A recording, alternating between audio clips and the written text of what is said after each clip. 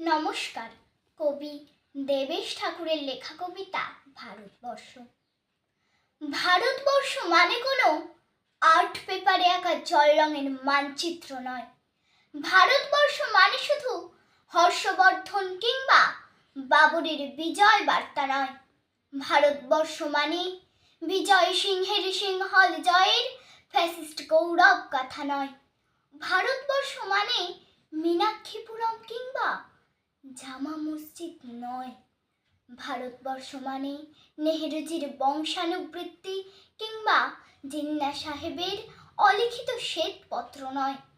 ভারতবর্ষ মানে এক ভালোবাসা, আমার তোমার, শব্দের, সঙ্গীতের, জীবনের, আকাশের, মাটির। আমাদের প্রাইমারি স্কুলে কলুখা সাহেব সাদা দাড়ি, মাথায় ফেস ড্রিল করাতেন আমাদের। ডান বাহ ডান বাহ সস্নেহে সতর্ক করতেন। বাবা সকল পা আর হাত মিলিয়ে মিলিয়ে ফেলো, কলুখা সাহেবের গোড়ের মাটিতে আজ ফেরেশতার হাসি। ভারতবর্ষের চেরাগ হয়ে জ্বলছে। বদ্রু মিয়ার হাতের কর্ণিকে শিব মন্দিরের গায়ে কত ফুল কাটা, আর তার জোগাড়ে হয়ে মশলা মাখছে ঈশান বাউরি। নিয়ামত শেখ আর গোকুল মাহাতো এক পাটাতনে ধান ঝাড়ে। সোনালি গোবিন্দ ভোগে খামারে ঠিকরে পড়ে সোনালি আলু। পদন মাঝি দাঁড় টানত যুবতী গঙ্গায়, বৈঠা ধরত হোসেনুর মাঝি। সামলে চলো মাঝি, সামুতে কাঁসা খাকির গাং, সোড়াবালির সর আর ঘূর্ণিঝলার ঘাট।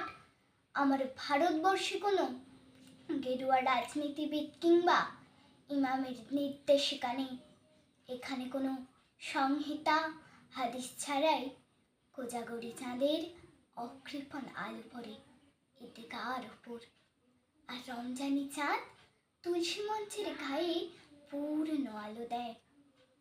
আমার ভারতবর্ষ মানে রবি ঠাকুরের মধ্যে নজরুল, রবি শঙ্কর আর আলী আকবরের যুগল বন্দি, গণেশ পাইনার মকবুল ফিদার রঙিন ছবি।